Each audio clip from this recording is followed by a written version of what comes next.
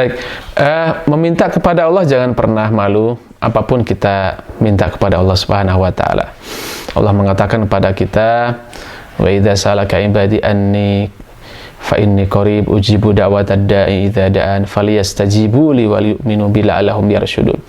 Muhammad, jika ada yang bertanya kepadaku, katakan aku ini dekat. Ada orang Arab Badui datang pada Rasulullah, wahai Rasul, Allah itu dekat apa jauh sih? Kalau jauh saya akan berteriak, akan saya panggil itu. Kalau dekat saya akan meminta lirih. Maka turunlah ayat ini.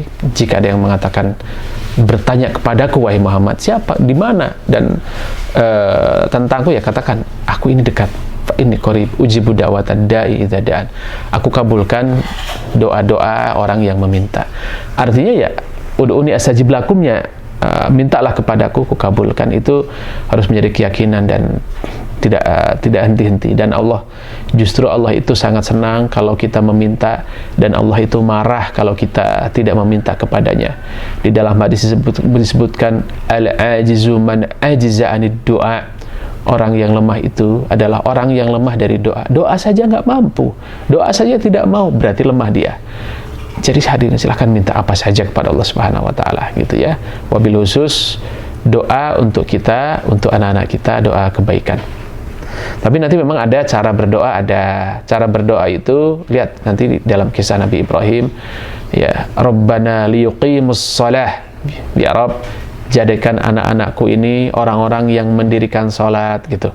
Waj'al af'idatan minan nas tahwi ilaihim, jadikan orang-orang itu senang kepada anak-anakku dengan akhlak mereka yang baik. Jadi ya Allah, jadikan anak-anakku ini anak-anak yang mendirikan sholat, anak-anak yang baik akhlaknya. Baru yang terakhir, warzuqhum minas samarat, ya, berikan rizki kepada anak-anakku kelak dari buah-buahan, dari harta yang kau anugerahkan, gitu ya. Itu yang kedua tentang adil, Ustaz, ya. Adil itu harus, adil itu baik secara materi ataupun perlakuan. Rasulullah mengatakan i'dilu baina auladikum. Ya, ada seorang sahabat yang mengatakan, Rasul, saya kasih anak saya yang besar segini, yang kecil segini. Kemudian Rasulullah mengatakan, apakah semua anakmu engkau bagi segini dengan sama? Orang ini mengatakan tidak. Tidak, wahai Rasul. Ya sudah, kalau engkau mengasih itu i'dilu, berbuat adil dalam pemberian. Itu satu. Kedua, berbuat adil dalam sikap. Ada seorang Arab Badui itu, dia sedang duduk, datang anak laki-laki. Anak laki-laki, Masya Allah, orang Arab tuh senangnya sama anak laki-laki. Anak laki-laki itu dipangku, dicium, dan didudukkan di atas paha. Datang anak perempuan.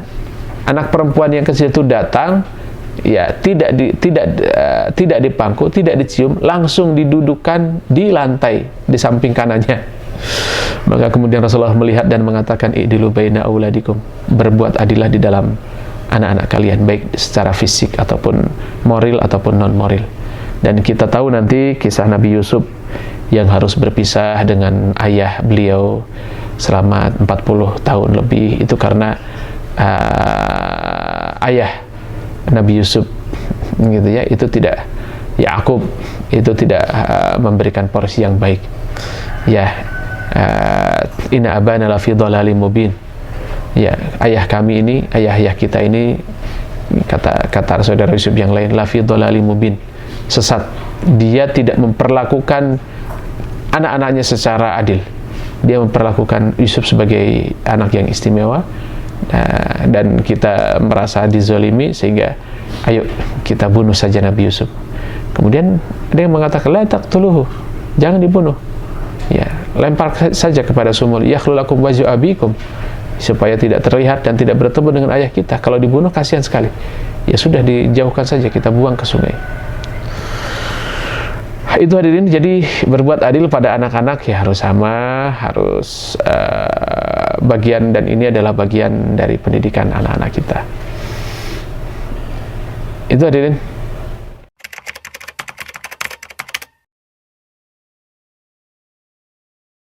Mengajarkan iman itu dari kalimat tauhid, dari kalimat la ilaha illallah Muhammadur Rasulullah.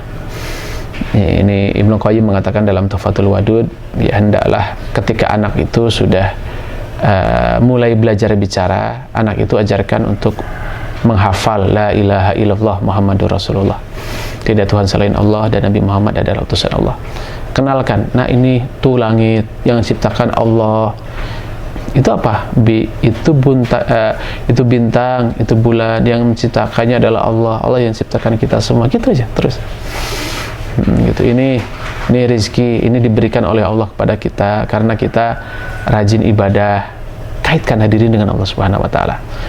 Gitu. Sejak kapan? Ya sejak tadi kalau mati tauhid dihafal sejak kecil. Untuk memahaminya ketika dia sudah bisa diajak dialog, diajarkan itu. Gitu ya. Kitabnya banyak ini. Salah satunya adalah Islamic Parenting karangan Syekh Jamal Abdurrahman. Saya pakai Islamic Parenting Jamal Abdurrahman, sudah diterjemahkan. Buku asalnya adalah Atfalul Muslimin Kaifa Rabbahumun Nabiyul Amin. Atfalul Muslimin, anak-anak muslimin bagaimana dididik, ditarbiyah oleh Nabi kita Nabi Muhammad SAW. Islamic Parenting ada Syekh Jamal Abdurrahman. Ada beberapa kitab sih, seumpamanya juga ada Mas'ulatul Ab fi Tarbiyatul Aulad fi Marhalatit Tufulah, karya Syekh Abdnan Baharis, begitu ya, Abdullah Nasir Ulwan Tarbiyatul Aulad dan seterusnya. Sangat banyak ya buku-buku tentang parenting nabawiyah ini, dan semuanya mengarah kepada pendidikan iman, gitu ya, untuk sebagai pilar dalam pendidikan anak-anak kita. Gitu Ustaz.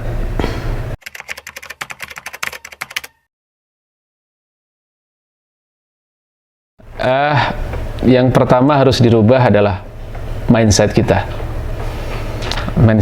Mindset kita adalah bagaimana kita harus mengcopy paste apa yang dilakukan oleh Rasulullah SAW. Rasulullah itu hadirin, Rasulullah itu kalau malam itu di rumah. Wallahi malam itu Rasulullah mengatakan, Rasulullah yakrah naum qoblal isya wal hadisu ba'dahu. Rasulullah itu mengatakan makruh tidur sebelum isya. Jadi pas maghrib jangan tidur, makruh. Dan wal hadisu ba'dahu, dan ngobrol setelah isya. Jadi setelah isya jangan ngobrol, jangan kemana-mana, sudah di rumah. Alhamdulillah hadirin, saya sudah mengubah pola hidup saya. Dulu saya kalau habis isya itu masih ada kajian, masih kesana kesini, pulang itu jam 11, istri sudah tidur, anak sudah tidur.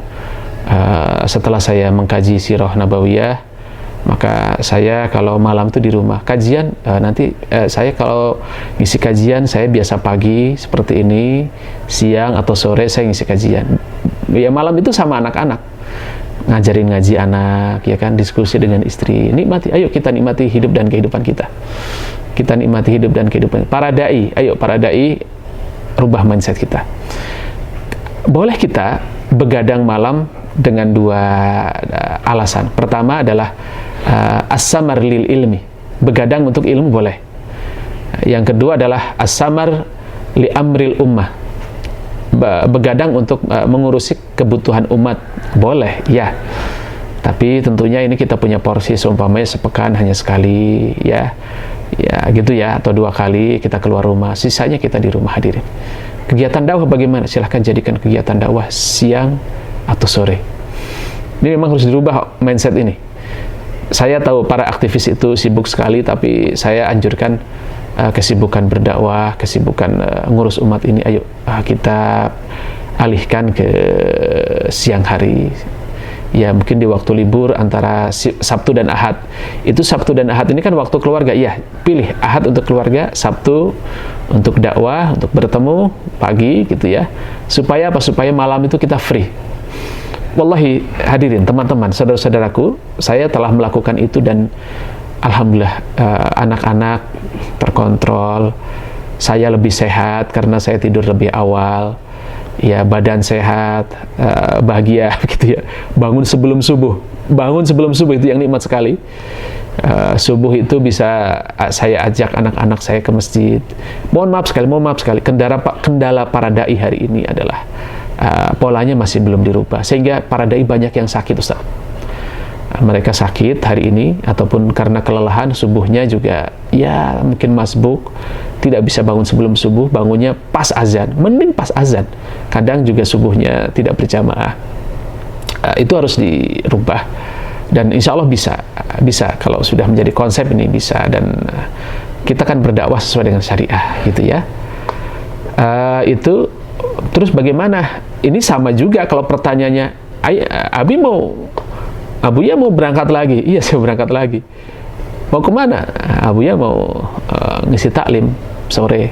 Pulangnya kapan? Pulang nanti jam 5 sebelum maghrib Abuya pulang. Begitu ya. Itu artinya anak bertanya. Berarti memang kehadiran kita ini, Masya Allah, kehadiran ayah ini memang ditunggu oleh anak-anak kita. Berbeda ngobrol sama ibu dengan ngobrol sama ayah, beda. Ya, ibu biasanya bawel. Mohon maaf ya, para istri, berhentilah, kurangi bawelnya itu. Tolerannya biasanya lebih toleran ayah. Kenapa sama Umi mah nggak boleh, sama ayah mah boleh? Ayah lebih toleran, iya. Ayah lebih toleran, lebih dekat, iya. Tapi tentunya dengan konsep yang benar. Maka kajian parenting ini dihadirkan, gitu ya. Itu jadi untuk bagaimana menyadarkannya, memang perlu diberikan kesadaran. Anakku, ayah mau ngaji. Kenapa ayah ngaji terus? Ayah kan ngisi kajian. Kajian kan tugasnya para ulama. Para ulama kan punya amanah untuk menyampaikan tugas kenabian. Nah, memang perlu kamu juga nanti kalau sudah besar begitu, kamu melanjutkan tugas ayah. Saya sudah menyampaikan itu ke anak-anak saya. Abi sekarang berdakwah, Abi kan tidak selamanya muda, akan tua. Yang melanjutkannya itu kamu. Maka kamu juga harus belajar. Begitu. Jadi nanti anak-anak juga paham. Jadi dari sekarang sudah diwacanakan, Abi sekarang hari ini ngajar, nanti kamu yang melanjutkan kalau Abi sudah nggak ada. Hari ini Abi, saya sampaikan begitu kepada anak-anak saya, hari ini Abi membina pendidikan, Abi nggak ada, kamu yang melanjutkannya tuh. Begitu. Jadi anak-anak tuh siap begitu. Jadi memang sejak awal sudah diajak dialognya dialog iman, itu dialog iman. Itu hadirin, dan dialog iman ini akan mengena kepada